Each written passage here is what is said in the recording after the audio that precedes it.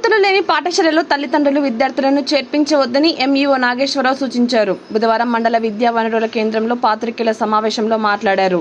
బాన్స్వాడ మండలంలోని 20 ప్రైవేట్ పాఠశాలలకు మాత్రమే అనుమతులు ఉన్నాయని పేర్కొన్నారు. Shri Chaitanya, urban heights, Madina schools కి ఎలాంటి అనుమతులు లేవని అన్నారు. ఈ పాఠశాలలో అడ్మిషన్లు జరుగుతున్నట్టు మా దృష్టికి వచ్చిందని, తల్లిదండ్రులు పిల్లలను దృష్టిలో పెట్టుకుని గుర్తింపు ఉన్న పాఠశాలలో మాత్రమే చేర్పించాలని అన్నారు. కొన్ని పాఠశాలల్లో గుర్తింపు లేకుండా విద్యార్థుల తల్లిదండ్రులను పక్కదోవ పట్టిస్తున్నారని, ఈ విషయం తల్లిదండ్రులు గమనించాలని కోరారు. అనుమతి లేని పాఠశాలలు కొన్ని 25-26 విద్యా సంవత్సరానికి అడ్మిషన్స్ చేస్తున్నారని తెలిసింది. కాబట్టి అటువంటి అనుమతి లేని పాఠశాలల్లో విద్యార్థులను జాయిన్ చేయొద్దు అని కోరుతా ఉన్నాం.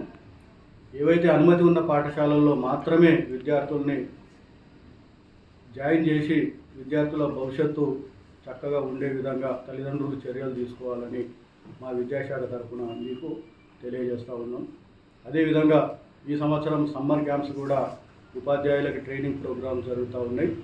మరి విద్యార్థులకు కూడా సమ్మర్ క్యాంప్స్లో భాగంగా రకరకాల యాక్టివిటీస్కి సంబంధించి ప్రోగ్రామ్స్ సమ్మర్ క్యాంప్స్లో మనం అందిస్తూ ఉన్నాం.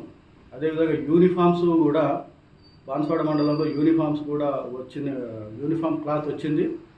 విద్యార్థులకు కావాల్సినటువంటి యూనిఫామ్స్ను కూడా జూన్ 12కి అందిస్తూ ఉన్నాం. 50,000 పుస్తకాలు కూడా మనకి ఈ వారంలో అంటే మే ఫస్ట్ వీక్లోగా మనకు అందజేస్తారు.